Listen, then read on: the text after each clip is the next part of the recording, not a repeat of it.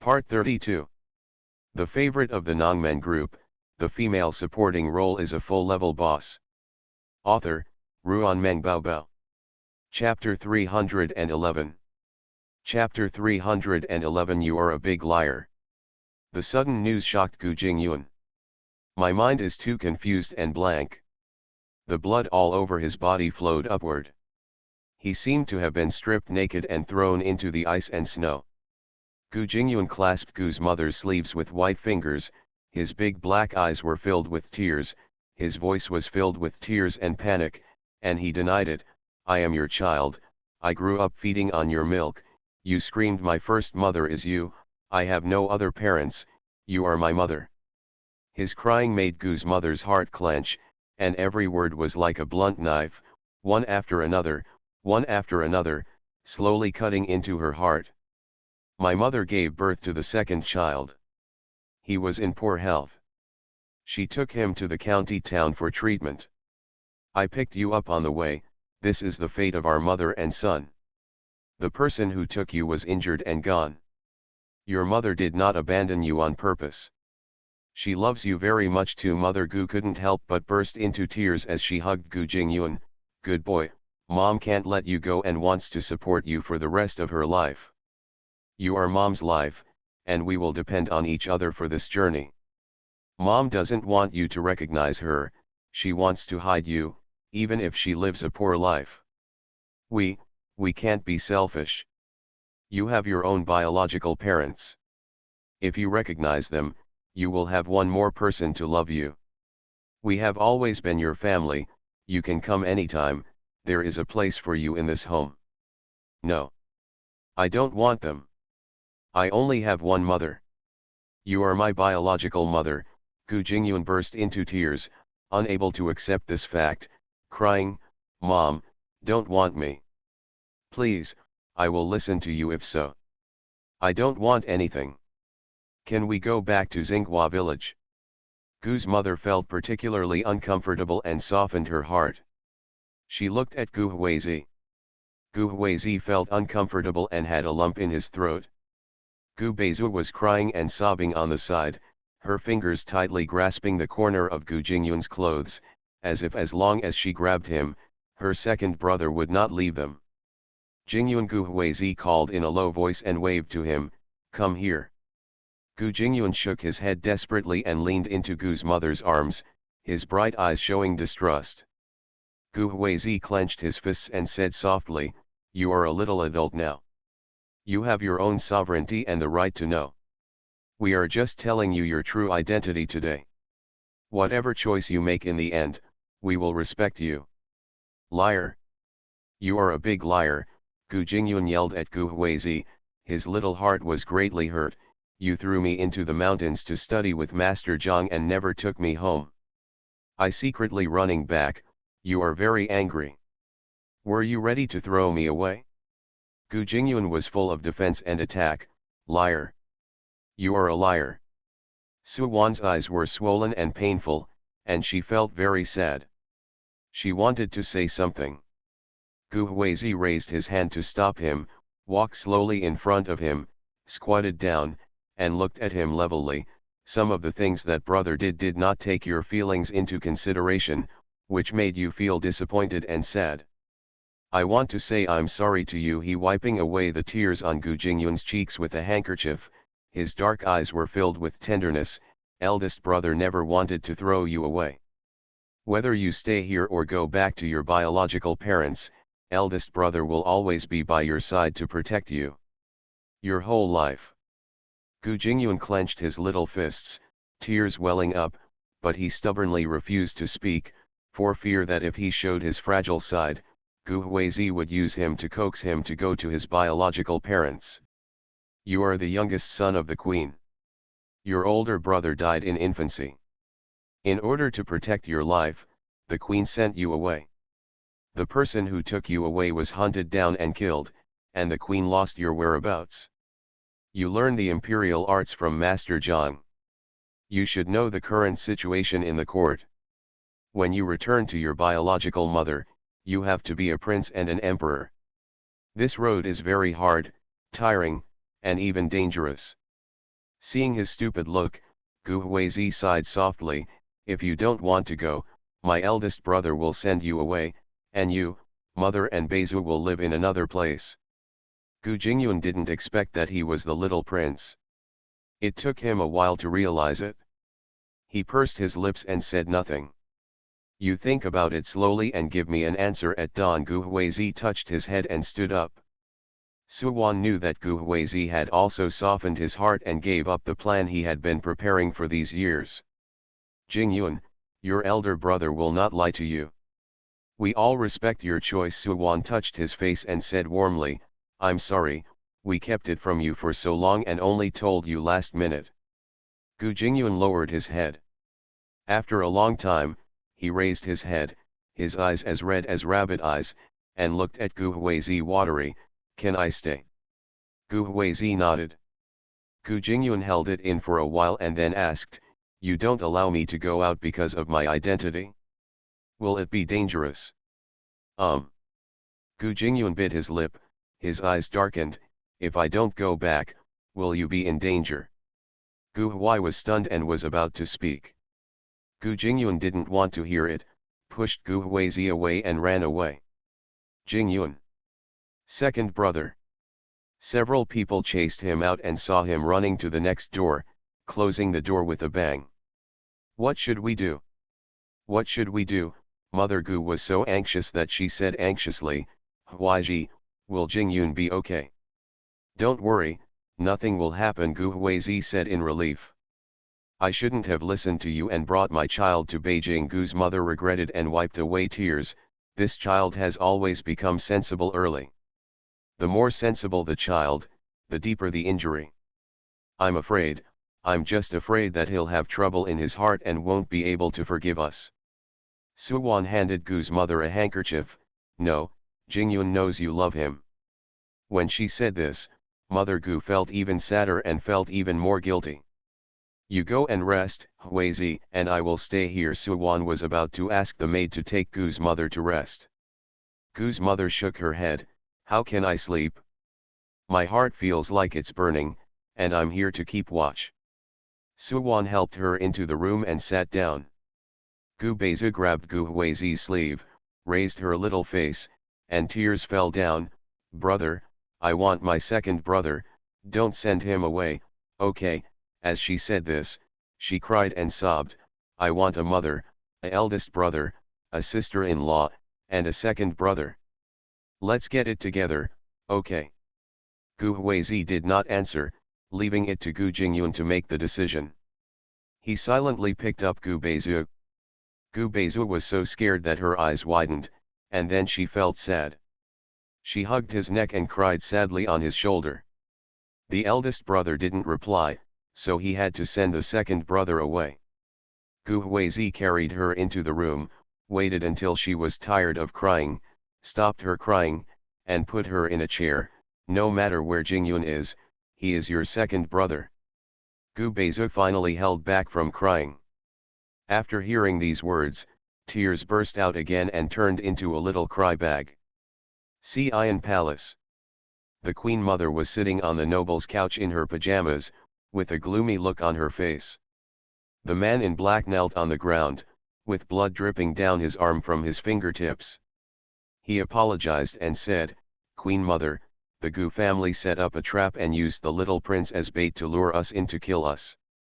More than 100 people were left, and only one was left. The next person under my command escaped. Snapped. Trash, the Queen Mother swung the teacup to the ground, and her eyes were fierce, you are all carefully cultivated dead soldiers. One of you can fight 10, how can you be so useless? All were killed. All the power she had cultivated over the years was destroyed in one fell swoop. Gu Mansion. Gu Mansion. How can they be so capable? The Queen Mother was extremely angry, her chest heaved violently, and a violent energy surged up. She wished she could go down with a decree and kill everyone. The secret guard said, Chief Family Army. The Queen Mother gritted her teeth almost to pieces, did you put anything in? Put it in. You go find Cao Guanji now and lead troops to surround Gu Mansion and search it? Yes, the secret guard hurriedly took the order and left. Half an hour later, Cao Guanji led his troops to surround Gu's mansion and broke into Gu's mansion to search. He personally went to the place where the things were buried and ordered people to dig up and find evidence of Gu's rebellion. Unfortunately, after digging 3 feet into the ground, no weapons or dragon robes were found. Cao Guanji realized that he had been tricked, so he returned to the palace and asked the Queen Mother, "Who else knows about this?" The Queen Mother's expression suddenly changed, "Lord of Linan County." Cao Guanji inevitably thought a lot, Suwan and Zhao Wei are on good terms. Will Linan secretly conspire with Suwan to set a trap for you and weaken your power in order to marry Zhao Wei? As long as the little prince succeeds in ascending the throne, Yushi is about to withdraw from the court. How can she be afraid of your revenge? A cold light flashed in the Queen Mother's eyes, and she said in a hateful voice, "Here comes someone and strangles Linan." Regent's Palace. Several people sat in the house all night, but there was no movement in the next room. Gu Huizi and Suwan looked at each other and stood at Gu Jingyun's door, raising their hands to knock on the door. The door suddenly opened. Gu Jingyun's small figure stood at the door. His whole body was as slumped as a frost-beaten eggplant, unable to lift his spirits. The eyes were swollen into walnuts, and the big watery eyes were half as small, making them look particularly pitiful and heartbreaking. "Jingyun, are you hungry?" Suwan knelt down and held his face. "Sister-in-law, can you put some pressure on your eyes?" Gu Jingyun shook his head and glanced at Gu Hui. Gu Huizi remembered that when he was a child, when he was at home, he would follow him like a little tail, chirping and talking endlessly. His personality was very cheerful, and he rarely looked like a shriveled-up person. "Let's go eat first." Gu Huizi held his hand. Gu Jingyun hid his hands behind his back and stared at the floor. He was going to think about it all night, but then he fell asleep for no reason. When he woke up with a start, he thought for a while before making a decision. The eldest brother and sister-in-law knew who his biological mother was a long time ago, so they took them back to the capital in order to send him to his biological mother's side and become the prince and emperor. After being with Master Zhang for more than half a year, Gu Jingyun knew a lot of things. Master Zhang would not teach him simple knowledge because of his young age. He learned about astronomy and geography, the 4 books and 5 classics, the situation in the court, the internal situation of the royal family, and controlling people. Techniques, ways of governing the country, etc. He tried his best to absorb what Master Zhang taught him, hoping that he could grow up quickly and be able to share the worries of his elder brother. The more you know about the internal situation of the royal family, the more you know that there are dangers inside. If you are not careful, your bones will be eaten. He didn't want to enter the palace. He had no feelings for the palace. His mother was a stranger to him and he didn't want to recognize her at all. After entering, he could no longer stay with his mother, eldest brother, sister-in-law and third sister. If he can't be his true self, he will be the only one from now on. Jackals, tigers, and leopards are all around. But, can he really not go? He left home in a hurry last night and moved to the Prince Regent's palace. Something must have happened. His life experience was known, which caused danger, so he hid here. If he continues to stay, the eldest brother will send him, his mother, and his third sister away. The most dangerous ones are the eldest brother and sister-in-law. Master Zhang said that his eldest brother was very smart, but he just took shortcuts and refused to endure hardship. It is too difficult to escape unscathed now, unless he is one of his own. Otherwise, if he takes over the position of regent, his reputation will be unfair, and many people will be watching him, waiting to find out his faults and send him to hell. Asking for trouble. Gu Jingyun's fingers tightly grasped the corners of his clothes. If he returned to that place, would the elder brother be justified? He knew very well that even if he hid, as long as he was still alive, the people inside would not feel at ease. I have to hide in Tibet all my life. Brother, will you go with me, mother, and third sister? Gu Jingyuan stared at Gu Huizi without blinking. Gu Huizi lowered his eyes and whispered, we can't go together. Because they know I'm here? Are you going to stay, work hard to climb up, and protect us? Gu Jingyuan still felt very sad, and said in a low voice, you asked me to study with Master Zhang because you had already planned to send me away. Go to the palace? Why did you change your decision? Gu Huizi's eyes were complicated. They had been exposed and could no longer escape intact. Gu Jingyuan was unwilling to enter the palace, so he chose a younger heir. You are my brother. Gu Jingyuan's eyes were red again with disappointment, tears welling up in his eyes. I have suffered too much and studied hard, just to get ahead and become a high official and live a good life. I will study very hard with Master Zhang. In the future, if I can't be a high official, I'll have to go through all the hard work in vain. He pursed his lips tightly and looked unhappy at all, but what he said was something else. I am the little prince, and this big week belongs to me. Whatever I want, I have it. This is the life I want. I don't have to wait until I grow up. I can live a life that others can only dream of. Why don't I go back? Gu Huizi frowned, surprised by his decision. Jingyuan, have you thought it through? I thought clearly. Last night was too sudden. I didn't want to leave my mother, which is why I made it so bad. I thought about it for a long time. After entering the palace, I became the emperor and can take you into the palace to accompany me. Gu Jingyuan was fierce. He glared at Gu Huizi. You said you would protect me forever. If you dare to lie to me, you will die. Gu Huizi picked up Gu Jingyuan and said, no matter where you are, Big Brother will protect you and will not lie to you. Why don't you understand in your heart that Gu Jingyuan's decision is for them? At this moment, Gu Huizi wanted to leave everything behind and live in seclusion in the mountains with his family. But we've already entered the game, so we can't retreat just by retreating. Gu Jingyuan opened his mouth and bit Gu Huizi's shoulder in a grieved manner, and said harshly, you can't leave me behind. We promised you this for the rest of your life, not even a day less. Warm reminder, if you find that clicking the next page will force you to jump to other websites, please use the chapter error or contact us at the bottom to inform us. We will handle it as soon as possible. Thank you for your understanding. The favorite of the Nongmen group, the female supporting role is a full-level boss. Author, Ruanmeng Baobao. Chapter 312. Gu Huizi's expression remained unchanged and he didn't speak. He just touched his head. Gu Jingyuan sniffed and asked angrily, when will you send me away? Gu Hui paused. Today. Gu Jingyuan said nothing.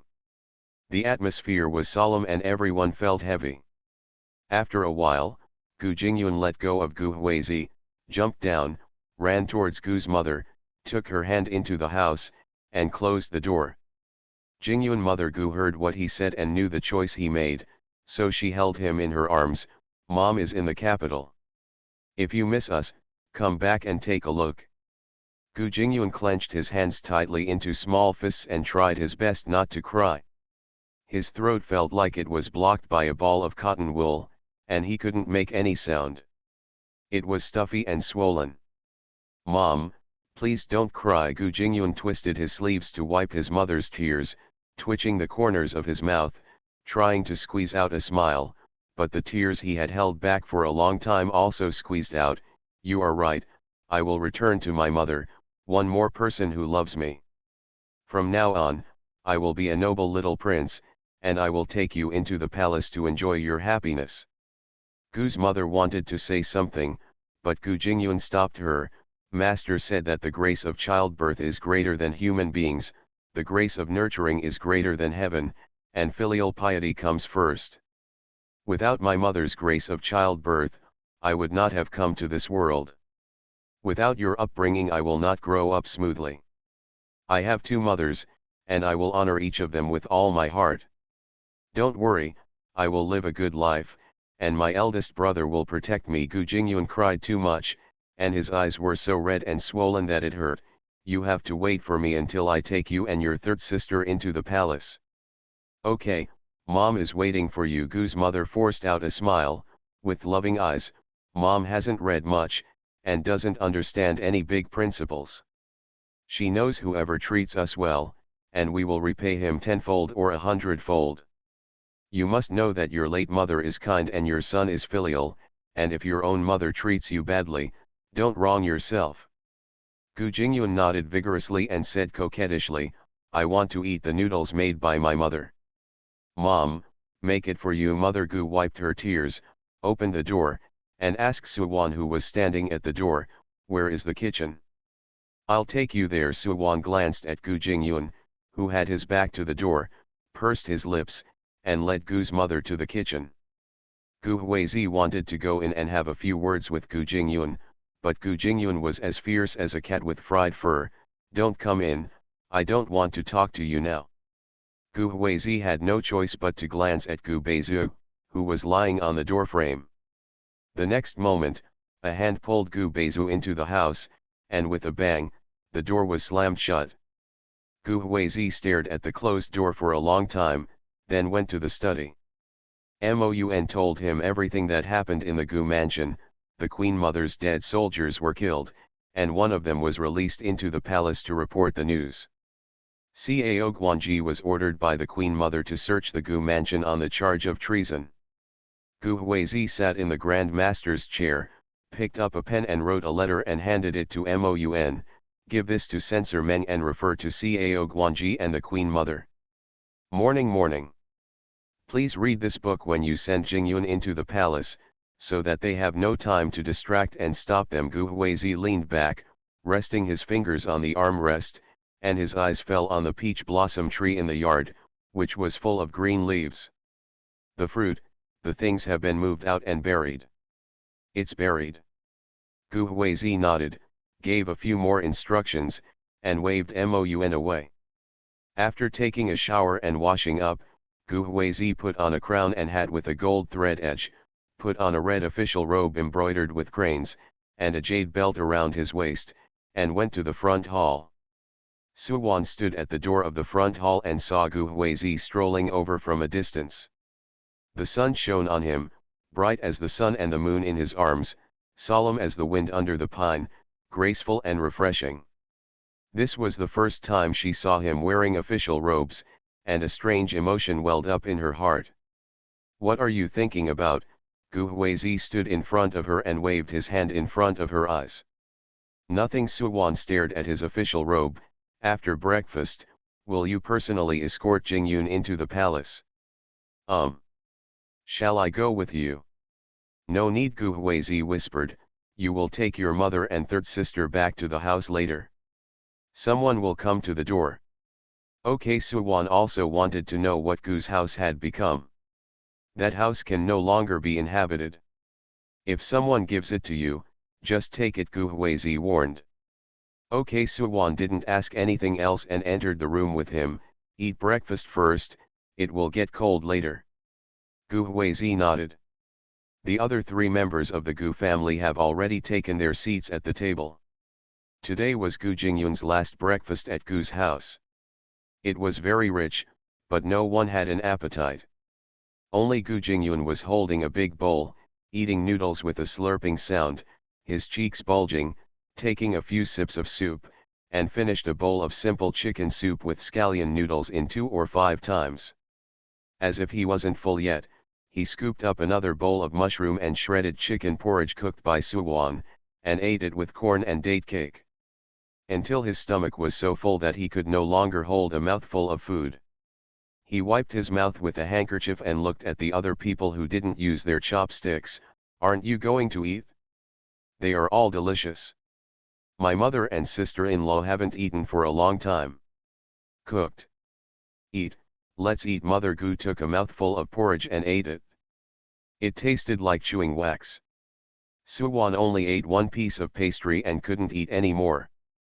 Gu Beizu ate the meat buns in silence, her round eyes filled with tears, and she looked at Gu Jingyun pitifully.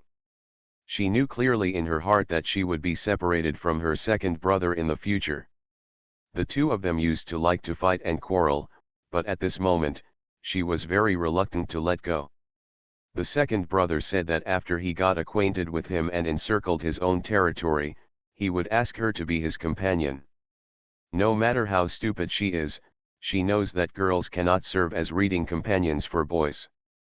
Those who can enter the palace as reading companions are all high-ranking officials in their families, and the eldest brother is just a minor official. Knowing that it was a lie, Gu Beizu deceived herself and still had a glimmer of hope. Gu Beizu choked up, put down the meat bun, and took out a small sachet from her sleeve. She put it in Gu Jingyun's hand and whispered, "This is the sachet I learned to make from Xiu Niang. I'll give it to you first."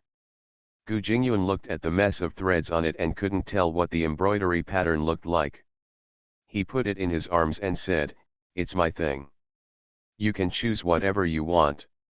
Gu Beizu shook her head, she didn't want anything. Gu Jingyun tugged on her pigtail, "Don't cry, little crybaby." Gu Beizu's eyes sparkled with tears and she pursed her lips, "You are about to leave, and you still bully me." Seeing her like this, Gu Jingyun wanted to round and flatten her face. Finally, when Gu Huizi put down his chopsticks, he pinched the soft flesh of her cheeks with both hands. "You look easy to bully."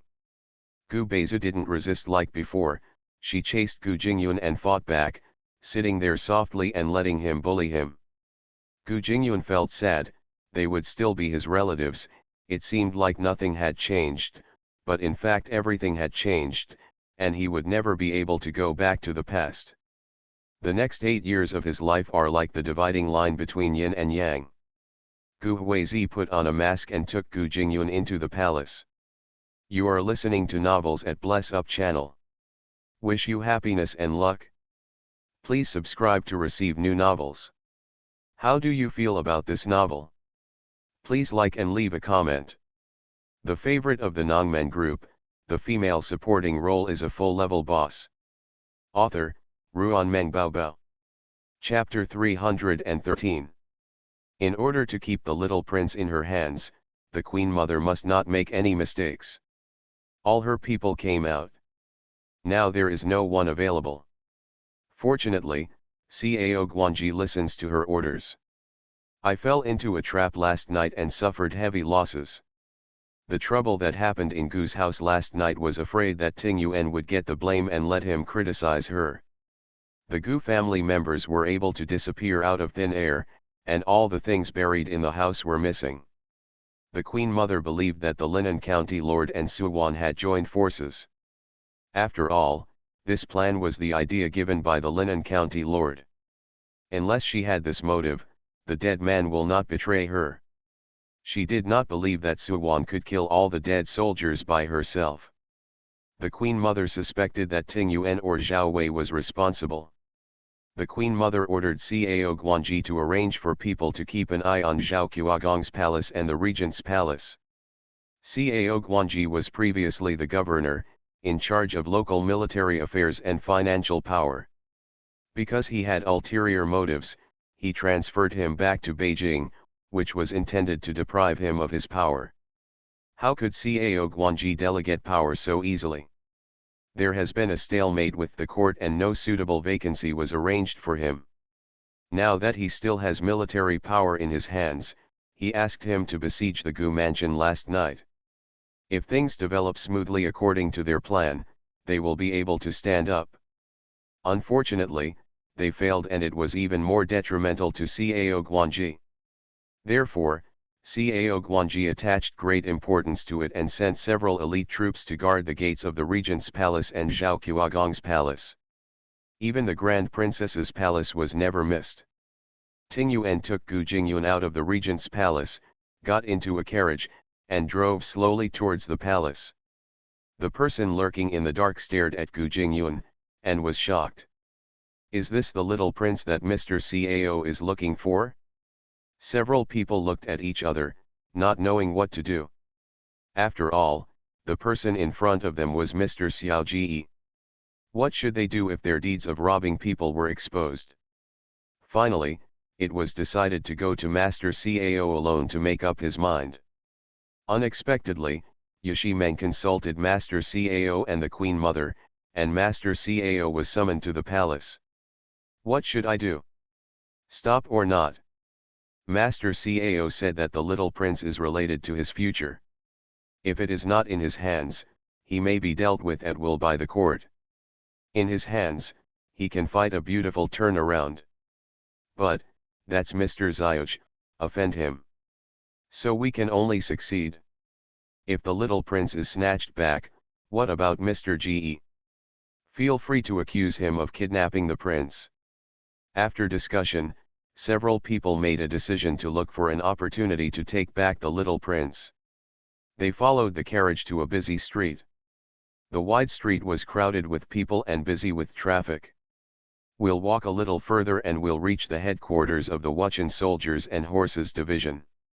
If we go out, we will be captured directly by the people from the Wuchen Soldiers and Horses Division. This is equivalent to giving the handle to others.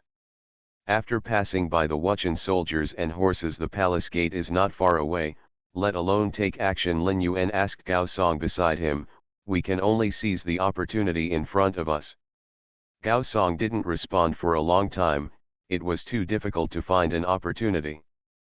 Fortunately, Mr. Xiaoji did not bring many people with him, only a coachman and 2 attendants. There are 8 of them. Just as they were preparing to go out, suddenly the sound of gongs and drums sounded in the street, which was particularly festive. A long team to welcome the bride came from a distance and were about to block the carriage of the Prince Regent's palace. Several people looked at each other and saw a message in each other's eyes, the opportunity is here. They took out smoke bombs from their pockets, and when the wedding team came, they threw them out to create chaos so that they could rush into the carriage and snatch people away. Maybe we can get the little prince without spending a single soldier. Boom. There was an explosion, thick smoke filled the air, and a choking smell filled the air. Pedestrians screamed in fear and ran around. The procession to welcome the bride dispersed. The bearers were afraid of missing the right moment and did not dare to wait for the smoke to dissipate before leaving. Moreover, the smoke was so suffocating that tears fell uncontrollably. They stumbled and carried the sedan quickly past the carriage to escape. This elite group rushed out with half their faces covered, intercepted the carriage, and fought with the accompanying Emoli and the driver. In the chaos, the horses were frightened, neighed, and galloped. Stop the horse, Gao Song said urgently, stopping Emoli and Emo Han. Several other people pestered the coachman. Lin Yuan flew away quickly and stabbed him with his sword. The horses crashed to the ground and the carriage tipped over. Lin Yuan used his long sword to lift the curtain of the carriage indifferently, his pupils suddenly shrank, and the carriage was empty. Ting Yuan and Gu Jingyun disappeared. Impossible. They followed all the way and never saw the carriage stop at all. How could this man disappear out of thin air? Lin Yuan looked around blankly, and several carriages passed him and left. Suddenly, Lin Yuan remembered one thing. When the smoke bomb was used as a cover-up, he wanted to take people away smoothly without exposing their identities. Could Ting Yuan also take this opportunity to escape and blend into the crowd? No. The target is too obvious. If you blend into the crowd, you will definitely be discovered. Emoli and Emohan didn't get entangled, they just made a feint and walked away. Gao Song's target was not these 2 people, and he did not pursue them. Instead, he saw something was wrong on Lin Yuan's side. What's wrong? He saw that the carriage was empty, and there was no trace of the little prince, and his face was ashen, the sedan chair. Hurry up, Gao Song saw Emohan and Emoli heading in the opposite direction. Obviously, there was something fishy about the sedan chair. Otherwise, how could it be such a coincidence? Meeting someone getting married at this juncture? The team that welcomed the bride didn't go far, and they were soon overtaken by them. Ah, killing someone! Killing someone! Help! Seeing the ferocious looks of these people, 11 Po was frightened and hid in hiding, shouting. The bearers abandoned the sedan and fled.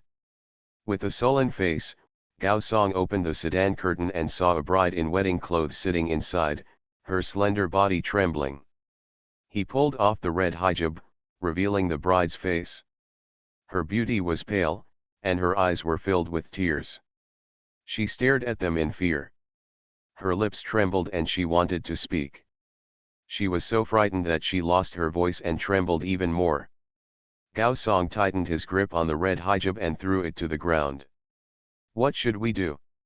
Do we still want to chase? Lin Yuan's face also looked ugly. Shall we take a small road, quickly stop in front of the Wuchen soldiers and horses division, and search every passing carriage? You want to die? Gao Song looked behind Lin Yuan, his pupils shrank. Run! The men from the military and horse division of the 5 cities came galloping over on horseback, shouting, "There is a riot in the imperial city, do you still have the king's skills in your eyes? Just let him be captured without suffering any physical pain." Naturally, a man with 2 legs could not outrun a horse with 4 legs. Lin Yuan and Gao Song escaped. People from the Wuchen army and horse division captured 4 of them and took them back for interrogation. Mo Han and Mo Li came out of the darkness, regretting that 4 people had escaped. They could not come forward to help arrest the people together, but 4 people were enough to convict Cao Guanji. Moun came over with 2 horses and handed them to the 2 people. They took the horses and ran towards the palace. When they were at the gate of the palace, they caught up with Ting Yuan and Gu Jingyun, and the 2 people just got off the carriage. Mo Li breathed a sigh of relief. His master guessed that someone would stop him, so he specially arranged a wedding team to provide opportunities for those who were ambushing in the dark. If those people did not come forward, the master would release smoke bombs himself, create an assassination scene, and lure the snake out of the hole. Those people could not let go of such a good opportunity. However, Cao Guanji's people couldn't wait to take action before their master could direct and act out the drama of being assassinated. The master took the young prince on a sedan chair and left, then changed to a carriage to enter the palace. After that, he sent someone to the 5 cities military and horse division to report the news and arrested him. The commander of the 5 cities military and horse division is the regent's man. "Master, it's done," Mo Li whispered. Ting Yuan nodded slightly, looked at Gu Jingyun who became increasingly silent, touched his head, and took him to Viang Palace. The author has something to say. See you tomorrow, babies, good night, okay. The favorite of the Nongmen group, the female supporting role is a full-level boss. Author, Ruan Meng Baobao. Chapter 314. Viang Palace. The queen did not dress up, but chose a straight light green dress, her long hair was combed into a high bun, and she wore a 9-tailed phoenix hairpin. She looked elegant and luxurious yet gentle, and did not look too aloof. Her illness has not fully recovered. After receiving the news yesterday, she tossed and turned all night. Even after applying makeup, she still looked bad and looked haggard. "Mother, it's still early. They may spend some time together and arrive later. It's windy outside. Please go inside and wait. My servant is guarding the door. If you see someone coming, can you please come out to greet them?" the female officer comforted her. "Don't persuade me, I won't feel good if I don't do something." The queen coughed a few times, with a hint of sadness on her face. The Gu family is very good to Jingyun, and they have a deep relationship. If you suddenly tell him about his life experience, he will accept it? Me. The female officer felt sad and said with a smile, "The little prince is very sensible. He knows that you love him in your heart. He did not abandon him on purpose and will not feel resentment towards you. A child has a simple heart and a sensitive mind. Whoever is really kind to him he can feel this kindness." Even if he can't accept you for a while, he will treat you sincerely after getting along for a long time. Yes, as time goes by, he will accept me. The queen smiled lightly. It is a great blessing for him to be alive, so why should I expect too much? The female officer was silent and stood in front of the queen, blocking the wind. The queen waited for a moment and then asked, "Are the snacks ready?" The female officer also had a smile on her face. "It's ready. It's all prepared according to the little prince's taste." The queen asked a few more questions, but her anxious mood did not ease. Instead, she became even more anxious and wanted to leave the palace to pick up people from the Gu family in person. "It's coming. It's coming," a chamberlain hurriedly walked, with joy on his face. "Your Majesty. The little prince is here with the little prince." "Where are you?" The queen quickly ran out without waiting for the servant to answer. As soon as she saw a big boy and a small boy walking hand in hand, the queen's footsteps suddenly stopped. Her eyes fell on Gu Jingyun's face, which looked very much like her eldest son, except that the boy had a gentle temper and was mostly silent. The queen's eyes were moist, and there were many things she wanted to say to him, but they were all stuck in her throat. "Jing-er, I am your queen mother." The queen burst into tears as she spoke. Gu Jingyun did some mental construction along the way, and when she saw the crying person in front of her, she felt sour and softened. The joy and excitement in her eyes showed that she really cared about him. He pursed his lips. Since he decided to accept it, he couldn't be willful. "Don't cry." Gu Jingyun took out a soft handkerchief from his sleeve and wiped the queen's tears. "I only found out yesterday that you are my biological mother. You are very strange to me. I need time to get to know you. I may be rude. I will correct it as soon as possible." He knew that everything was mutual, and he couldn't just rely on the other person being his biological mother, so he could ask for her without any worries and accept her kindness calmly, but because of his petty temper, he didn't respond.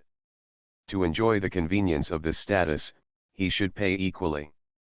But he couldn't say the word mother for the time being. "Just wait for me." Gu Jingyun felt ashamed. "It doesn't matter, the queen can wait as long as she wants." This situation is much better than she thought. As long as the child stays with her without complaint, the queen can accept it. "If you have any needs, just tell the queen, don't keep it in your heart." Queen mother is sometimes too stupid to guess your thoughts, but I will try my best to understand you. If there is anything I don't do well, or something that makes you uncomfortable, you can point it out. Gu Jingyun tightened his clothes and nodded lightly. "Queen mother, can I give you a hug?" The queen opened her arms. Gu Jingyun stared at her earnest eyes with his dark eyes, bit his lower lip, and leaned awkwardly into her arms. The queen's empty heart was filled, and she tightened her hands. This boring and long life seemed to have a head start. "Jing-er, don't worry, my mother is here and I won't let you be bullied." After the queen finished speaking, she coughed a few times. Seeing that her face was getting worse, Gu Jingyun straightened his face and said stiffly, "Then you have to protect your body." He seemed very uncomfortable and turned away, his eyes drifting to Ting Yuan. Ting Yuan said warmly, "Mother, I will leave Jingyun to you. I still have some matters to deal with." He touched Gu Jingyun's head. "You get used to it first, and I will arrange your homework for tomorrow." Gu Jingyun pursed his lips and said gloomily, "I can't get used to it for a long time." The day after tomorrow, Ting Yuan couldn't tolerate Gu Jingyun's refusal and whispered, "It's windy outside. You go in and talk." "Thank you." The queen didn't want to keep him. Menyushi consulted Cao Guanji and needed his help. The first assistant had already entered the palace. Ting Yuan waved his hand and walked away. The queen was about to take Gu Jingyun in, but when she saw him staring blankly at Ting Yuan's retreating figure, she said nothing. When they disappeared, she said, "Jing-er, when you miss them, you can call them into the palace at any time." Gu Jingyun shook his head. "It's against the rules." The queen was stunned. "My mother is an honest woman. She doesn't know any rules." There are many noble people in the palace. If she accidentally bumps into anyone, she will be made difficult and wronged. Gu Jingyun felt that this place was also very dangerous, and he couldn't let his mother go into the palace. Brother will accompany me. If I want them, I will go out of the palace to see them. Wait for me. Wait until I have enough ability to protect them before taking them into the palace. The queen was pleased, but also a little sad. The queen would like to thank Mrsku. You can give her more gold to thank her. There is nothing more real than this. The queen laughed and tried to hold his hand. Seeing that Gu Jingyun did not refuse, the corners of her mouth raised slightly, and she took his soft little hand and entered the palace. Gu Jingyun was not in the mood to admire the magnificent palace, so he lowered his head and sat down with the queen. Are you hungry? Here are the fruits and snacks, do you want to try them? The queen pushed the fruit plate in front of him. Gu Jingyun shook his head and asked in a low voice, can I bring my third sister in and study with me? Okay, the queen mother will arrange it for you. The queen was not afraid that he would ask questions, but was afraid that he would not mention them. What else? She lives next door to me. Okay, make arrangements. The palace became quiet, and Gu Jingyun felt as if he was sitting on pins and needles. The queen saw a sachet on his waist, looked at the chaotic lines, and whispered softly, is this embroidered by your third sister? Well, she is clumsy. Find a good embroiderer for her, so that she won't be unable to marry in the future. Gu Jingyun clasped his fingers on the embroidery pattern, his eyes unfocused. She is too good to eat, so I can't marry her. Keep her, will make me poor. The queen couldn't help laughing, her eyes became softer, and it could be seen that the brother and sister had a good relationship. She is also very annoying. Gu Jingyun's eyes flashed with disappointment, she also loves to cry. I can see her the day after tomorrow. The queen knew that the little guy wanted that home. Gu Jingyun said disgustedly, I don't want her. I'm afraid she will annoy my mother and cause trouble at home. Yes, you don't want to, the queen mother wants to see her. After a while, the female official came in and announced, Your Majesty, the queen mother is here. The favorite of the Nongmen group, the female supporting role is a full-level boss. Author, Ruan Meng Baobao. Chapter 315. The queen's eyebrows turned cold. The queen mother was on the opposite side of her, so why did she come to visit Gu Jingyun specifically? Tingyuan and Suwan had already informed her of what the queen mother had done. To the queen mother, who was obsessed with profit, family and blood were worth less than grass. What?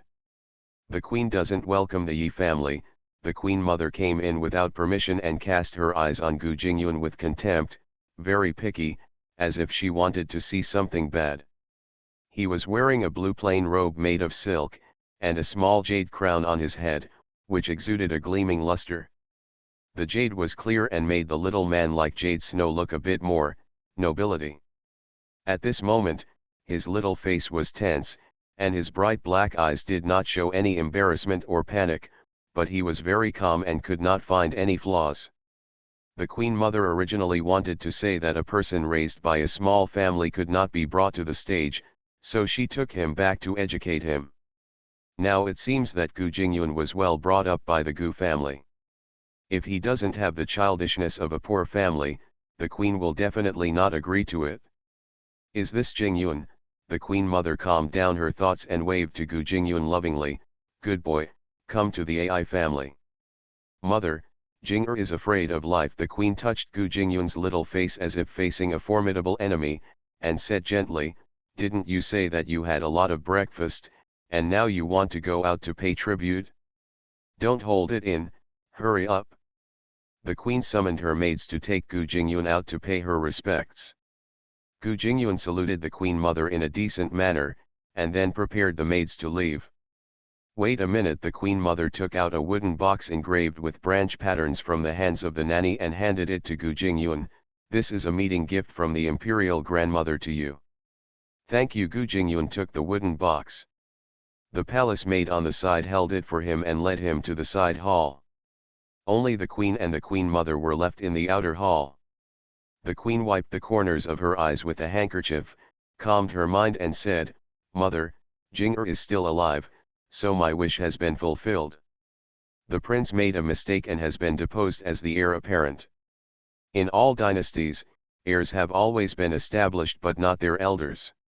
Jing'er is when he came out, he was appointed as the crown prince, which was justifiable." The queen mother's eyes were cold. Gu Jingyun was blessed with great luck, and he escaped even though he tried several times. If she takes action this time and lets him avoid it, she will have no choice but to make the next move. Gu Jingyun ascended the throne, granted amnesty to the world, and released the deposed prince. There was no chance of counterattack. Of course, according to the rules, Jingyun is the legitimate son, so he will inherit the throne. The queen mother paused and frowned. It's just that as a member of the royal family, he has been taught by the Taifu since he was born. Don't worry, queen mother. Jing'er has been taught by Mr. Zhang personally for more than half a year. The queen raised her eyebrows and was proud of Gu Jingyun. Mr. Zhang said that he is the most intelligent and spiritual child, and everything he taught him is perfect. If he can draw inferences from one example, he will not be able to teach him for another year and a half, and he will be even better than Ye'er. Ye'er is the queen's eldest son who died in infancy. The queen mother didn't care, and said with a smile that was not as deep as her eyes, "This is great Zhou's blessing. I just hope that he can live longer than Ye'er." He stabbed the queen directly in the heart without any hesitation. The queen's expression changed. She took a deep breath, and smiled slowly. Although Ye'er died young, his father loved him dearly and devoted himself to seeking enlightenment, so he can be reincarnated with peace of mind. The smile on the queen mother's lips was frozen. The emperor was afraid of the monopoly of his relatives, which led to the death of the emperor's eldest son. Soon the emperor became obsessed with alchemy in order to seek immortality. This was the revenge of the queen and the regent. These words are a warning. The turbulent contradictions are almost on the surface.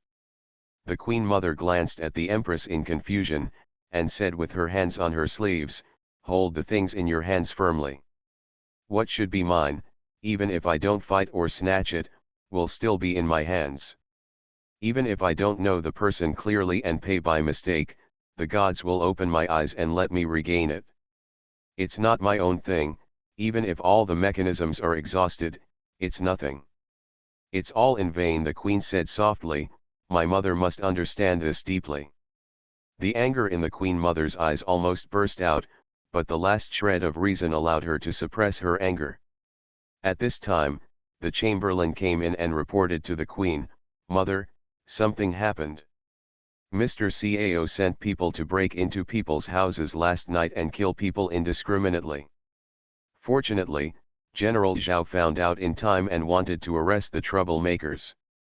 Mr. Cao's people resisted, inspiring contradictory. General Zhao's people killed them as thieves. When cleaning up, they found out that they were Lord Cao's people. In addition, when he was serving as the local governor, he committed several crimes. Now they have been dug up together. The evidence is conclusive, and the cabinet unanimously decided to exile Mr. Cao."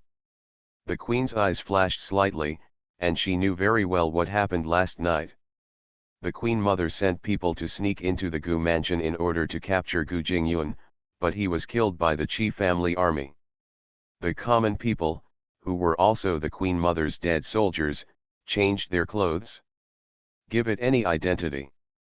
It was not good for Qi Jiajin to fight and kill casually, so he deliberately brought Zhao Wei out to cause trouble. Cao Guanji knew very well that he couldn't confess the queen mother after accepting this pot of dirty water. Then the matter was further investigated.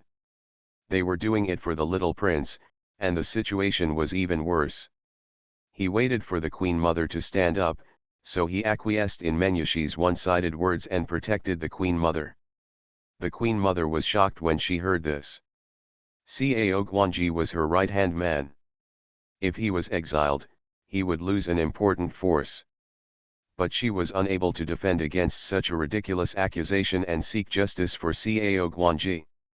Gu Jingyun was not in their hands, and the weapons and dragon robes were not found. No matter how they reversed the confession, the final result would only be even more unsatisfactory. The Queen Mother left in a grand manner with her people. The corner of the Queen's mouth raised in a sarcastic smile. He dismissed the chamberlain and stood up to go to the side hall. Gu Jingyun was sitting on the reed mat, flipping through a yellowed book. This book seems to have been read frequently and has become rough. The words in it are very fluent and powerful, but unfortunately it lacks a bit of strength. If you practice your wrist strength again, the handwriting will be even more amazing. Behind each line of the article, there are dense comments and insights. This is your imperial brother's book. He is not in good health and often gets sick. He is very sad in winter and does not go out easily. He likes to read and practice calligraphy. Here the Queen knelt down next to him, with a stack on the table. There were several used brushes on the bookshelf and the pen holder. The new one in the middle was particularly eye-catching. These are all things that your imperial brother used. I kept them. She reached out to take the new brush and put it on Gu Jingyun in the hand. The fetal hair needs to be cut after a month or 100 days. You cut it right after you were born. I will keep it as a thought. Gu Jingyun tightened the brush in his hand. His eyes became mist, blurring his vision. She really likes him. I won't let you down. Gu Jingyun suppressed these words. There was gentle water in the Queen's eyes, and she looked at him quietly. Every child is the most outstanding child in the eyes of his mother. The Queen likes every look of you. Just be yourself, no need to wrong yourself. Cater to me. I know. Gu Jingyun saw her beautiful and gentle face glowing, as if he was her light, illuminating her life. His nose was sour, and he whispered, "Mother. You are listening to novels at Bless Up channel. Wish you happiness and luck. Please subscribe to receive new novels. How do you feel about this novel? Please like and leave a comment." The favorite of the Nongmen group, the female supporting role is a full-level boss. Author, Ruan Meng Baobao. Chapter 316. The Queen's entire cold heart softened into a peace after soaking in the warm water. She happily asked the female officer to give her a reward.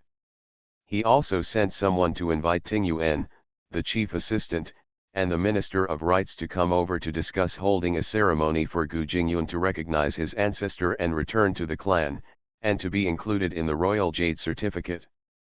Gu Jingyun watched the Queen explain the complicated things one by one. The smile on his face never faded. He was really happy from the bottom of his heart when he said "Mother."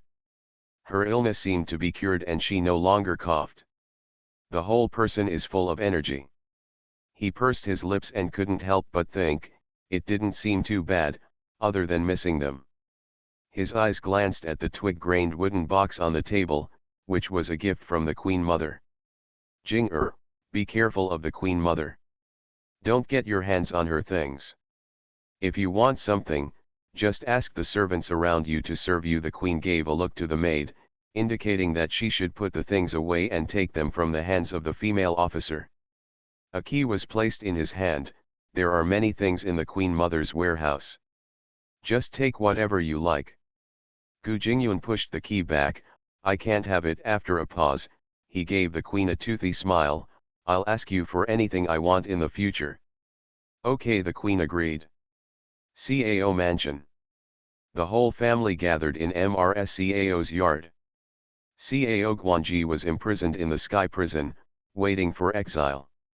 This news shocked them all. Cao's vision went dark and she fainted.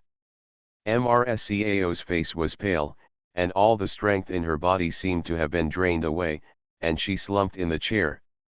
"Sister, what should I do? Will the entire Cao family be implicated if my master is exiled? Sister, go to your parents' house to find help, clear things up, and see if you can save me.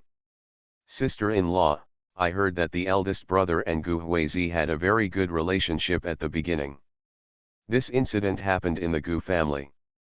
If you go to the Gu family in person to intercede, let the Gu family say a few words to excuse the eldest brother. We can give you a generous reward. Several concubines asked MRSCAO Guanglin for advice.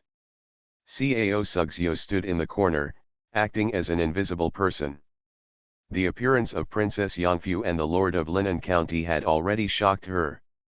She wished she could keep her tail between her legs, for fear that Suwan would settle the score with her. Now that her father has been dragged down by the Gu family, and the future of the Cao family is uncertain, she is even more afraid to take the lead, for fear that if she makes a fool of herself or makes a big mistake, the Cao family will not let her go. Cao Wonking stepped forward to support MRSCAO, took out the pills and stuffed them into her mouth. She glanced at everyone and said, "My mother is a woman. She can't make the final decision on the affairs of the court. You guys should stand further away. Get closer. If my mother is ill, there will be no one in charge of her." Most of the people in the room were her elders, and they all looked unhappy after hearing her words. Cao Guanglin said angrily, "Don't you have a good relationship with Suwan? You can come to ask for mercy." Cao Wonking sneered, "Compared to Suwan, who is a powerless person, my second uncle has been in the court for so many years and has a lot of connections, right? I am asked to do useless work here. Why not find someone to smooth the relationship quickly and see if I can fish out my father?" Cao Guanglin turned livid with anger, glared at her, and walked away. "You should leave soon and go to the house to wait for the news. If it affects the Cao family, the news will have come back long ago. Don't disturb people's hearts and cause chaos here," Cao Wonking said to her aunt, concubine, and concubine. At this juncture, everyone did not dare to be strong and retreated one after another. Cao Wonking came to MRSCAO and pinched her lips. MRSCAO faintly woke up. Before she could speak, tears started to flow out. "What a sin! I tried to persuade him not to be radical earlier, but he refused to listen. He refused to listen to my words. Now he is digging his own grave." MRSCAO burst into tears. Under her anxiety, she felt helpless about this situation. "Ching-er, where is your second uncle? Where has he been? Second uncle is looking for some relationship management. Shui Qin, call the people back quickly. Don't they know the reason why the imperial court transferred Yi back to the capital to report on his duties? What goes up must come down. Your father is greedy for power and restless. The imperial court is determined to deal with him. Who dares? Reach out and give him a hand." MRSCAO watched Shui Qin leave, took Cao Wonking's hand, and said, "Yin Yin, the old man has already told me that if he doesn't want another 100 years of glory, at least the situation is over." All those who still had positions in the government were summoned and asked to resign. Yes, Cao Wonking went out to arrange for someone to find someone. "The door closes behind you." Cao Wonking leaned on the stone pillar, looking at the cloudless sky, wandering in the sky, waiting for MRSCAO. 2/4 of an hour later, all the men of the Cao family arrived, and MRSCAO came out of the house. Mother Cao Wonking stepped forward to support her and whispered, "I want to see Wan Wan." Asking for mercy from her, MRSCAO's eyes were cold. Cao Wonking shook her head and said bitterly, "My life was saved by Wan Wan. How can I have the face to ask her to repay evil with kindness?" Ahem, cough. MRSCAO coughed a few times, her face became paler, and a hint of sarcasm appeared on her lips. "Your father is a cautious person, and he works carefully. All the evidence left behind has been destroyed. How could he fall into this trap, in the hands of others? If there is any trouble, he will be alerted and no one can get close to him." Cao Wonking was confused. "Gu Huizi taught your seventh brother as a teacher back then, and his talents were appreciated by your father." MRSCAO was extraordinarily calm, changing her panic when she heard the news before. "The little prince is in the Gu mansion, Do you think it is it an accident? Even the queen didn't know. The person who saw Gu Jingyun's identity was Princess Yangfu. The queen mother was the second person to know. When the news about the little prince spread, Suwan entered the palace in the name of treating the queen. Today the elders of Xioj brought people into the palace, which means that they already know the identity of the young prince. The person behind it is the regent. The regent has great ambitions and has regained many powers. How can Cao Guanji tolerate the regent's strategy of playing tricks on the regent? I just didn't expect that. Cao Wanking's face turned pale and she was in disbelief. Did Gu Huizi deliberately lurk beside his father? Mother, you have known this for a long time? Then. Mrscao shook her head slowly, only now did she figure it out. Everything was revealed, and the fog in front of my eyes was cleared, and I felt a sudden realization. Let's go. Mrscao ordered her to go to the warehouse to prepare gifts. Where to go? Cao Wanking was confused and felt unreal. Gu Mansion. Mrscao curled her lips. You have to go there and try your best to stop them. Seeing her mother like this, Cao Wanking felt very uneasy. There was a feeling that she was not worried about the life and death of the Cao family. Was her frightened behavior just a public performance? She knew that her parents had a weak relationship, but she didn't expect that her mother didn't care at all about the rise and fall of the Cao family. Mrscao did not explain, but looked back at the room with the door closed, her expression deserted. She was weak, and Cao Guanji had long been tired of her. There were many concubines in the backyard, and they rarely came to her house. The relationship between husband and wife had long since worn off, and she only did her duty.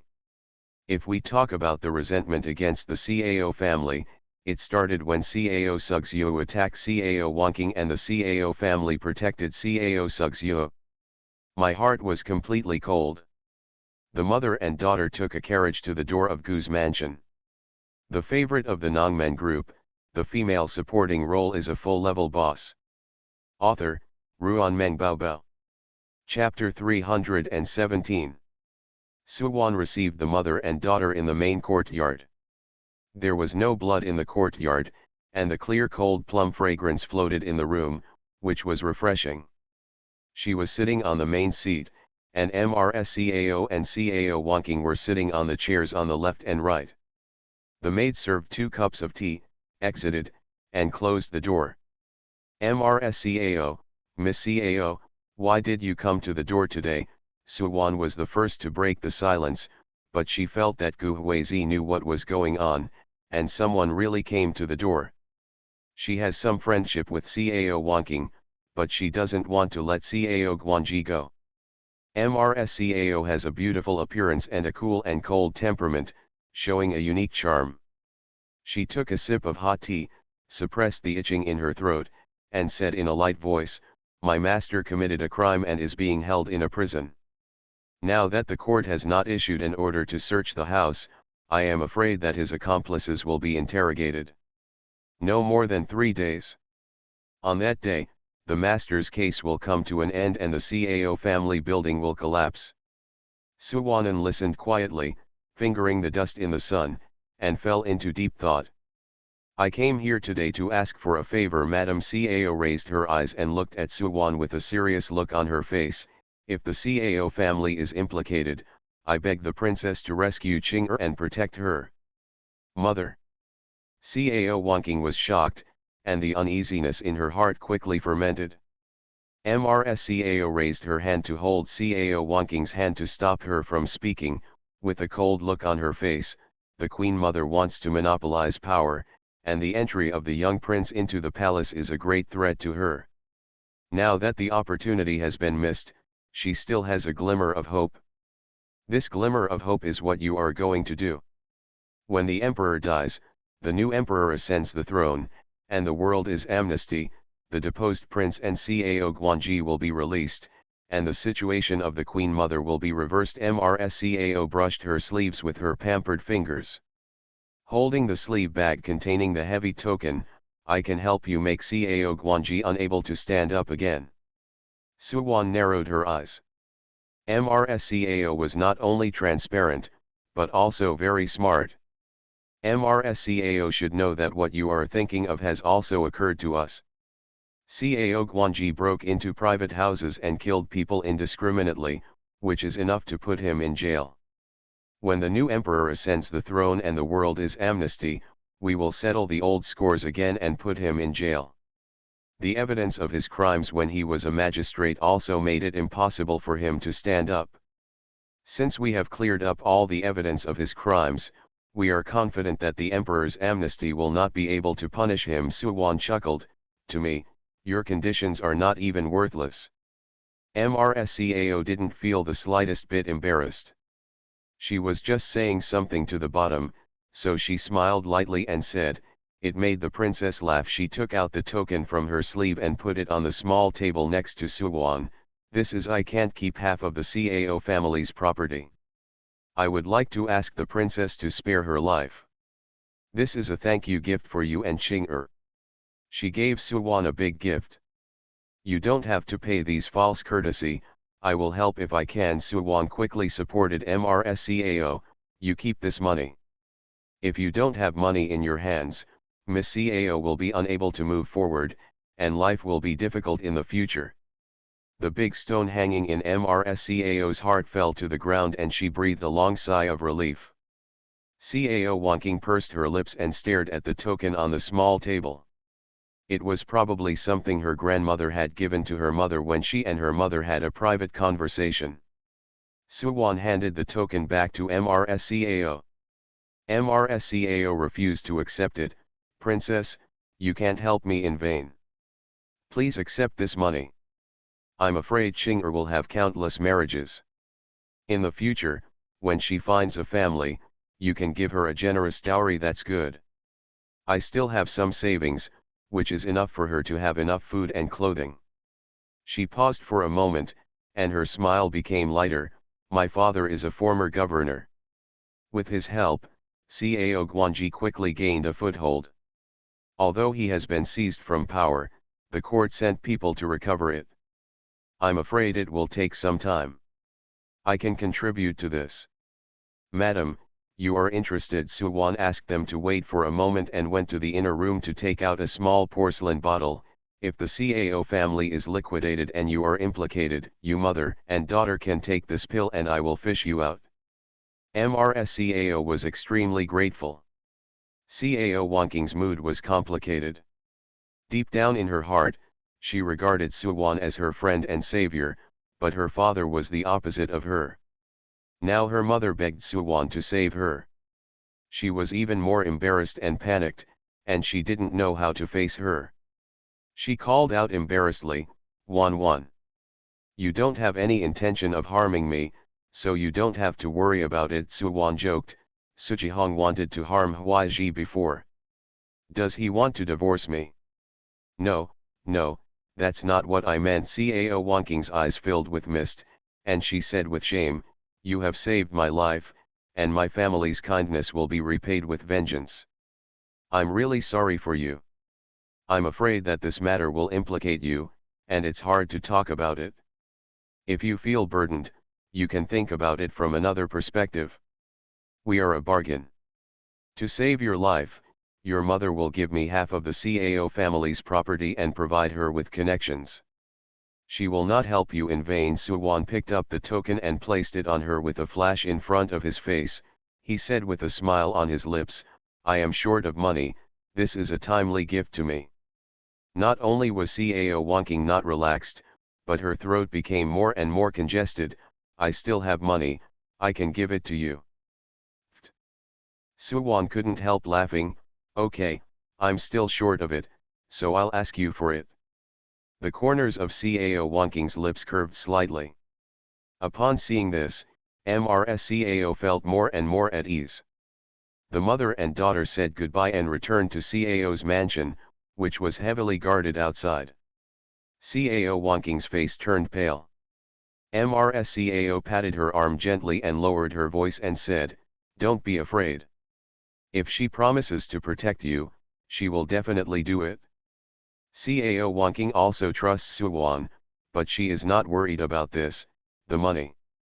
MRSCAO said coldly, your grandmother wants me to find a way for your grandfather to keep this family property and help the Cao family's descendants make a comeback in the future. What does those people have to do with her? She just wanted to protect Cao Wanking.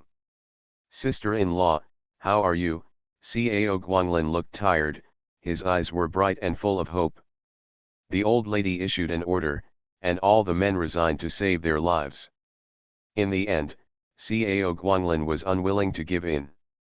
He wanted to take a chance and stop them from resigning, wanting to wait and see. Unexpectedly, the imperial court soon sent heavy troops to guard it. MRSCAO followed the sound, with sadness lingering in her eyebrows. The Gu family refuses to help. Cao Guanglin said disappointedly, no one in the house is allowed to go out. Only 2 servants are allowed to go out for daily shopping. He paced in the same place in frustration, and his tone was filled with anger. They are preventing us from transferring the money. Go out and wait for the opportunity to search the house. The last trace of blood on MRSCAO's face faded, her eyes were sad. What else can we do? Cao Guanglin's eyes flashed slightly, he looked around, then he came to MRSCAO's side and said, brother is just infringing on the interests of some people. They want Jinzhou. Sister-in-law can let your father instigate a riot. No one in the court can to suppress it, the eldest brother has to come forward. After he calms down the incident, he can take credit for the crime. The favorite of the Nongmen group, the female supporting role is a full-level boss. Author, Ruan Meng Baobao. Chapter 318. After Suwon saw MRSCAO and Cao walking away, she stared at the token in her palm and sighed in her heart. The fate of the Cao family has already been determined. MRSCAO and Cao Wanking saw clearly, and it was exactly what she wanted. She couldn't ask for this money. She had to return it to the mother and daughter after they settled down. Wan, it's time to eat. Gu's mother came from outside, holding Gu Beizu in her hand. The maid came in with a food box, took out the food and put it on the table. 1 dish of angel fish, 1 dish of oven-roasted chicken, 1 dish of seared walnut meat loin, and 1 dish of vegetarian 3 delicacies. What a sumptuous meal! Suwon cheered up the atmosphere. Gu Beizu didn't say anything. She always felt that Gu Jingyun was noisy and liked to bully her. She would be annoyed just by looking at him.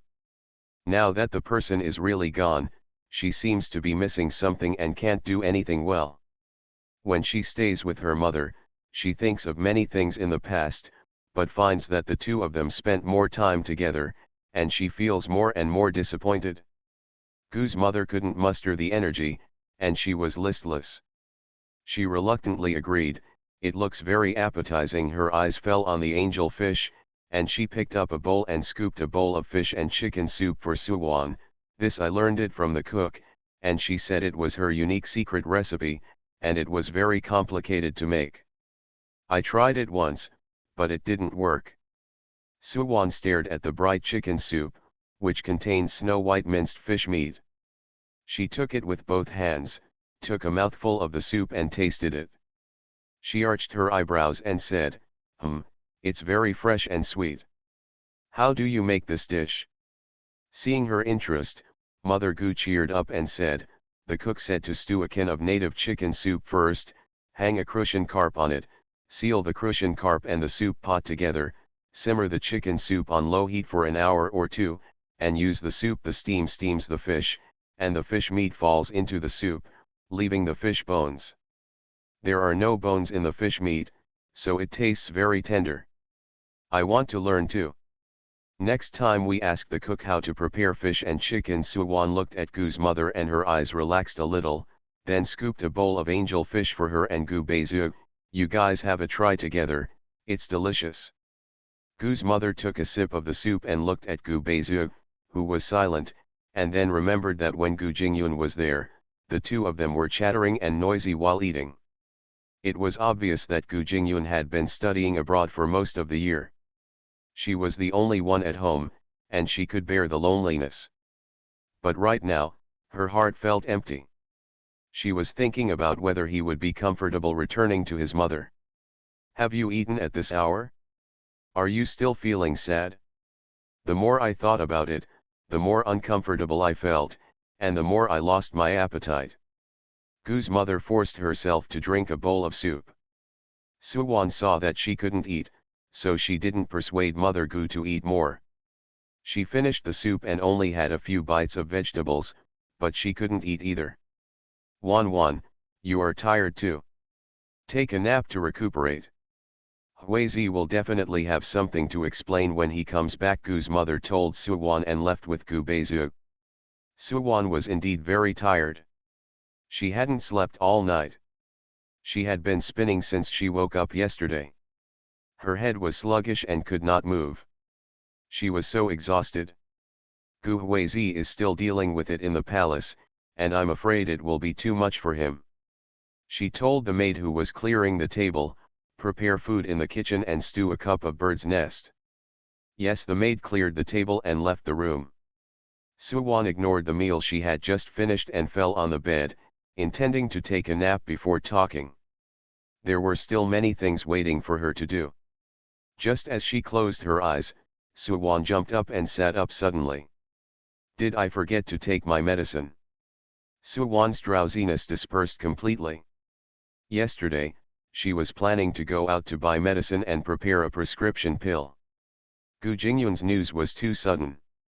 She rushed into the palace to discuss it with the queen and forgot about it.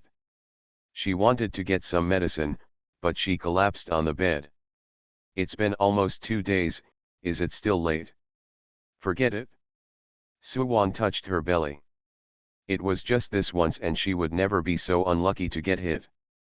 Counting the days, it seems to be a safe period. Suwon thought for a while and fell asleep sleepily. The sky was dark, and Suwon was extremely hot, as if she was sleeping next to a stove. She struggled, and the arms around her waist tightened, and she woke up. "Woke up?" A low hoarse voice sounded above his head, and his chin gently rubbed his hair. The hand on his waist moved up, turning her around and placing her head on his chest. Suwon hugged his waist and yawned. "What's going on in the palace?" In the plan, Gu Huizi lowered his head and kissed her on the forehead. "Jingyun is very lonely in the palace. The queen is very good to him. But after all, he is a stranger. He will be scared and uneasy, and he will work hard to adapt. I will be there tomorrow. It would be better if he brought the treasure into the palace and had a good playmate by his side. Beizu is also very disappointed today. We two grew up together, and suddenly one of them left. I feel very uncomfortable." Suwon took out the token from under the pillow and placed it in Gu Huizi's palm. "MRSCAO came to see me today. She saved Cao Wanking's life, which is the majority of the Cao family's property, and also promised her father to help regain Jinzhou's military and financial power. She didn't ask her parents' family to help save her because she didn't want her parents to go through troubled waters. There's no point in begging. On the other side of Jinzhou, if her father is willing to help, it will be very worry-free. You can save her if you want." Gu Huizi frowned and said with reluctance, "I may be very busy next. If it is very late, he will stay in the palace." "Thank you for your hard work, husband." Suwon hugged his neck and kissed him on the cheek. Her chest felt cold. She untied her clothes with one hand and quickly held it down with her hand. "I have something to tell you. I forgot to take the pills yesterday. I don't know if I will have a baby." Gu Huizi leaned over and bit the back of her hand. She retracted in pain and bit open her belt. "If you have it, give birth to it." "Hey, shut up, it's dark. Have you eaten?" "I'll eat it later." When he said this, his thin lips fell on her neck, and his warm palms touched her waist and abdomen. Suwon was so stimulated that her whole body shivered, and she curled up and trembled under him. Seeing her soft appearance, Gu Huizi seemed to let him do whatever he wanted. His Adam's apple slid unconsciously, and there was a surge of emotion in his dark eyes. The night was dark outside the window, and the sound of a watch was heard. On the messy bed, Gu Huizi kissed her shoulder over and over again. Snapped. Suwan slapped him away and glared at him. I'm hungry and want to eat. Aren't you going to sleep? Gu Huizi saw that she was about to explode again, and with a smile in his voice, he stopped teasing her. Go out to eat, or bring it here. Go out to eat. Suwan was not used to eating in bed, not to mention, she glared at Gu Hui again and sat up with her body propped up. Gu Huizi picked up some clothes and put them on for her. The two of them got out of bed and were about to go out, when they heard the faint sound of bells. The expressions of the two people suddenly changed, and they looked at each other solemnly. The sound of the bell came from the direction of the palace, which means the emperor died. You are listening to Novels at Bless Up channel. Wish you happiness and luck. Please subscribe to receive new novels. How do you feel about this novel? Please like and leave a comment. The favorite of the Nongmen group, the female supporting role is a full-level boss. Author, Ruan Meng Baobao. Chapter 319. Bang bang bang. Master, the emperor has passed away. According to your previous instructions, the capital will be under martial law immediately. Moun's voice sounded at the door. Prepare the car. Gu Huizi went into the palace. Yes. Moun stepped back. You need to eat something first before entering the palace. I don't know when we will be free. Suwan's nerves became tense. She immediately thought of Gu Jingyun's safety. The most important thing was for Gu Huizi to enter the palace urgently. He might have to wait for the meal to arrive. It's too late. She put a few snacks on the table into a food box and handed them to Gu Huizi, who was neatly dressed. Eat some when you bring it to the carriage.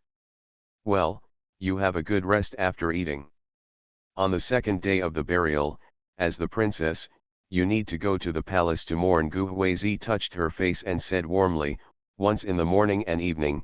It will take more than 3 days. Don't be busy with other things and take care of your health. I understand, but you have to take care of yourself. Suwan stood up on tiptoes and kissed the corner of his lips. Go quickly.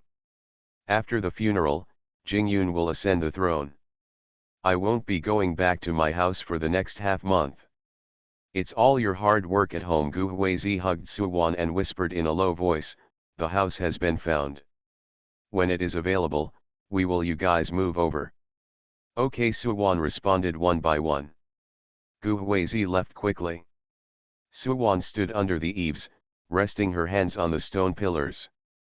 The dim moonlight enveloped the quiet courtyard, and she looked towards the direction of the palace.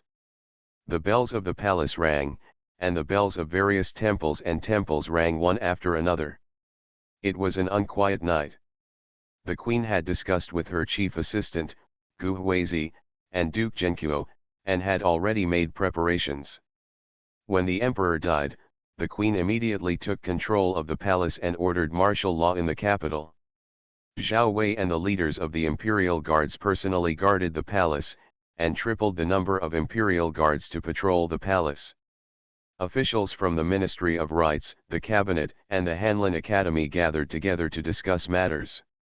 The queen sat next to Gu Jingyun, holding his hand from beginning to end, and listened to their discussions on formulating the funeral etiquette for the Daxing emperor. Finally, the ceremony was drawn up, and the chief assistant handed over the funeral system to Gu Jingyun. The former emperor died and he would ascend the throne in the future, so he was the successor emperor. Your Highness, please take a look. The chief assistant is over 60 years old. He has had a dignified officialdom for many years, but now he has a kind-hearted look. If there are no problems, we will proceed according to this protocol. Gu Jingyun was pushed to the top and knew nothing about it. He pretended to look at it again. From the corner of his eye, he glanced at Gu Huizi, who was wearing a mask. He saw him slightly nodding his head and said with a straight face, no problem, you all follow the rules. After the subsequent emperor's decision, he will bury Emperor Daxing. The group of people prepared to go about their business. Wait a minute, the Queen Mother came with a group of people, looked around coldly, and her eyes fell on the chief minister. The emperor passed away, and there was more than one prince at his knees. There is no need to read out the edict. You just decided on the emperor? Who will do it? Your rights. The first assistant glanced at the queen. The emperor passed away and the edict had not been found. Thinking of the emperor's situation, they were afraid that it would be too late to make an edict. But looking at the Queen Mother's appearance, she seemed to have come prepared. Could it be that the imperial edict was in her hands? He said without changing his expression, Queen Mother, since ancient times, the great Zhou dynasty has not established a legitimate son.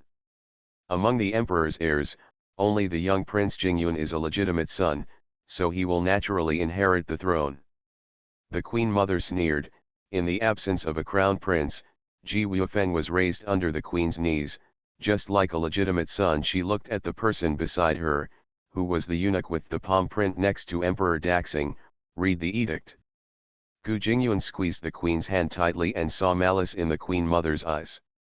The queen pulled him in front of her and gently pressed her other hand on his shoulder, making Gu Jingyun's tense body relax slightly and feel a little safer. The chief assistant's eyes fell on the imperial edict in the hand of the palm-printed eunuch, and he looked at Gu Huizi with an unpredictable expression. Gu Huizi lowered his eyes, the mask on his face glowed with cold light, and it was unclear what his expression was at this moment. The relaxed atmosphere in the hall was instantly broken by the arrival of the Queen Mother, making it particularly solemn. Everyone knows the ambition of the Queen Mother. She could have the palm eunuch read out the edict, which was enough to explain the contents, which was in line with her wishes. After all, Emperor Daxing valued the deposed prince very much, and the deposed prince was deposed by the regent, so it was not impossible for the deposed prince to ascend the throne. The eunuch who held the seal took a few steps forward, stood in the middle, and slowly unfolded the edict. I inherited Pai Ji with Liangda, and passed away in the 16th year. Since I came into power, I have not relied on the law for discipline, law and personnel administration. Teju established the foundation, and the heir of Yuan Liang must not remain in vain for a long time. My son Jingyun, born to the Queen Qi Yinghui, is hereby established as the crown prince. According to the regulations, he will serve for 27 days, and he will become the emperor. I will appoint the ministers Su Hui, Ting Yuan, Shang Wenping and Zhao Qin as assistant ministers. I will trust them with all my heart. Bai Yikong is the master and assists in government affairs. He will make announcements at home and abroad. Everyone in the main hall knelt down and worshipped the prince. No, it's impossible. The Queen Mother snatched the imperial edict, her fingers trembling while holding it, and she looked at it again. It was different from what she had seen before. It was clearly Ji Wuifeng in front of her, so why did she become Gu Jingyun? When Gu Jingyun returned to the palace, the emperor fell into a coma and was unconscious. He didn't know that Gu Jingyun was still alive, so how could he pass the throne to Gu Jingyun? You tamper with the imperial edict, this is a capital crime. The Queen Mother pointed at the Queen angrily. The Queen said unhurriedly, the Queen Mother should see the ink stains on it clearly. I took Jingyun to visit him and tell the Emperor the happy news that he has woken up. We can't violate the ancestral rules and summon some humorous ministers, made this edict in person. The Queen Mother was about to die of suffocation. No one knew better than her. The Queen Mother had never seen the Emperor before Gu Jingyun, and the Emperor was even less likely to wake up. Besides, it was her. If he argued with the Queen, what she had done to the Emperor would be exposed and he would be doomed. The Queen Mother took a deep breath to calm down her raging anger. She couldn't be hasty. How come the AI family doesn't know that the Emperor is awake? The Queen Mother's face twisted for a moment, and she twitched the corners of her lips. The Emperor has passed away. Can Ji Wuifeng be released from the clan's residence? The Queen did not embarrass the Queen Mother, and said cheerfully, "The emperor loved the son for a long time.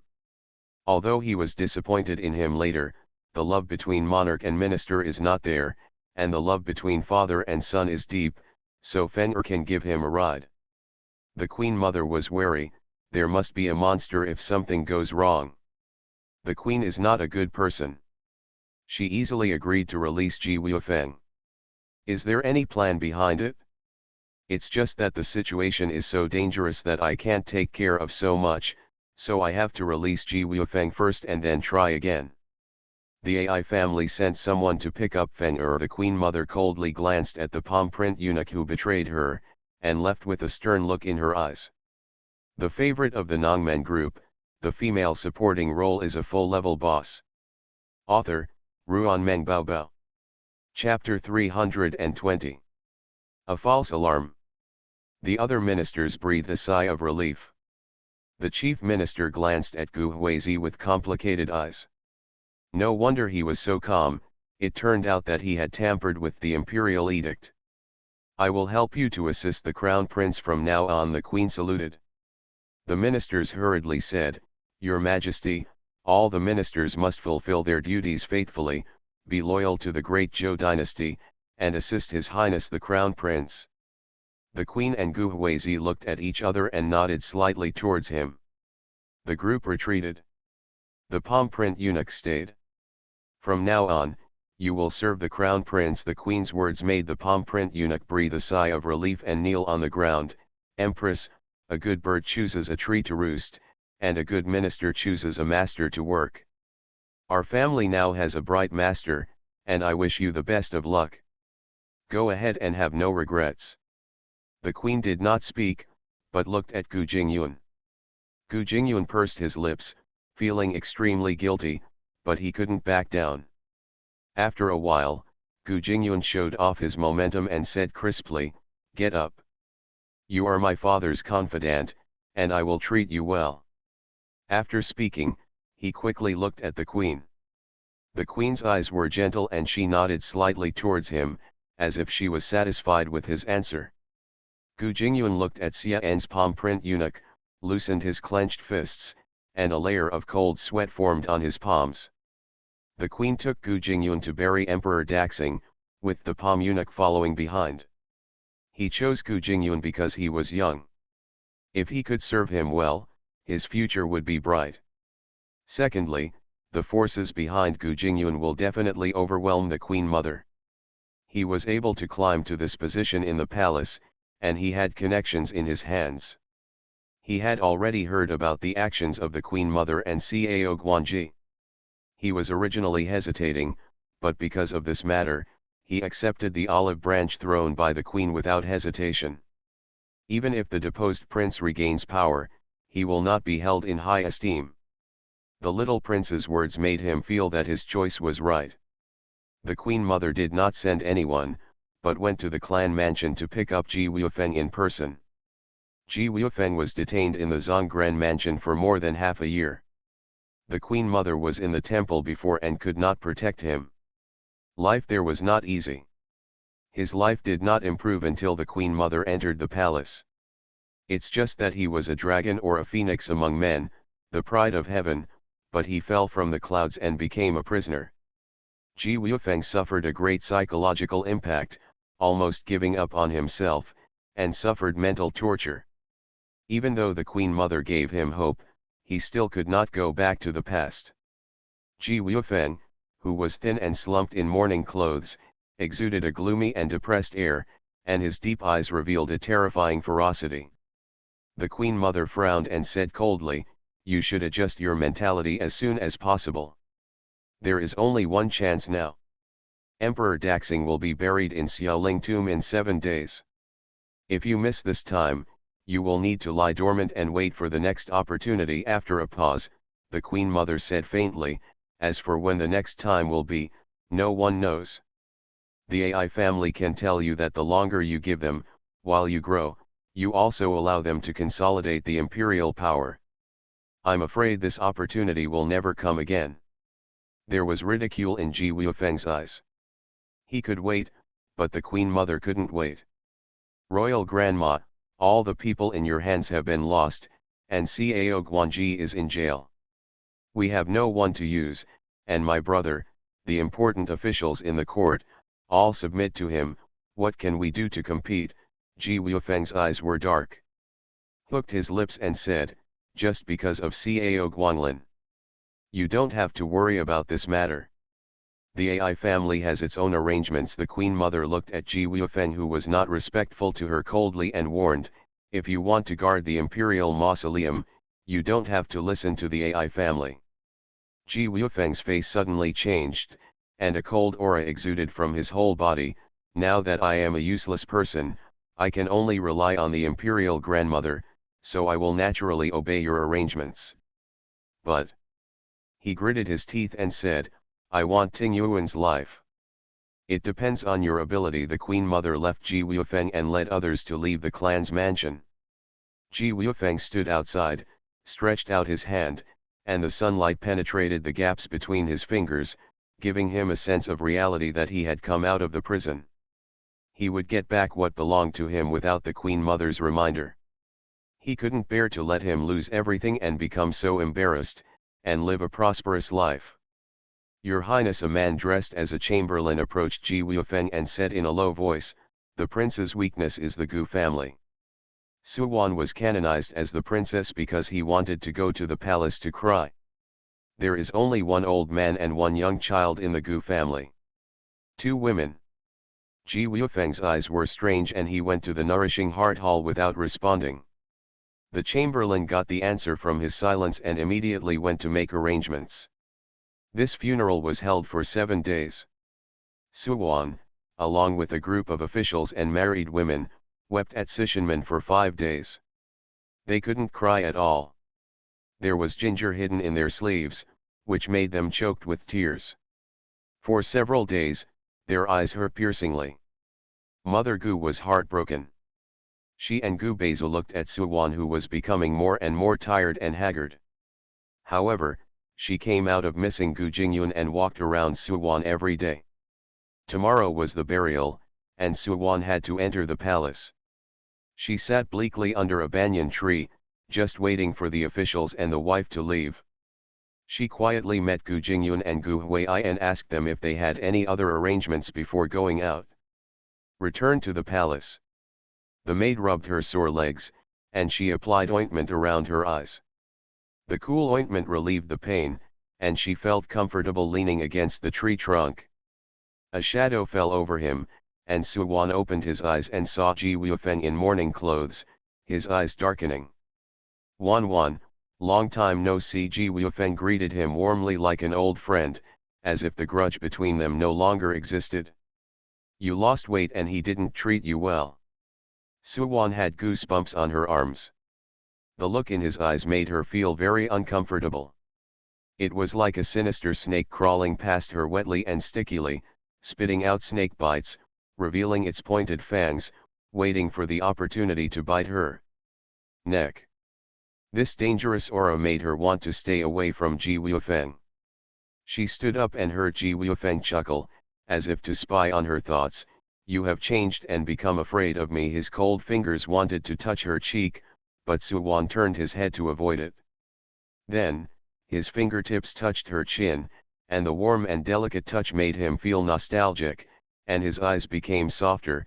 You relied on me before, and even if you resented me later, you were not afraid. No matter what, I won't even hurt you.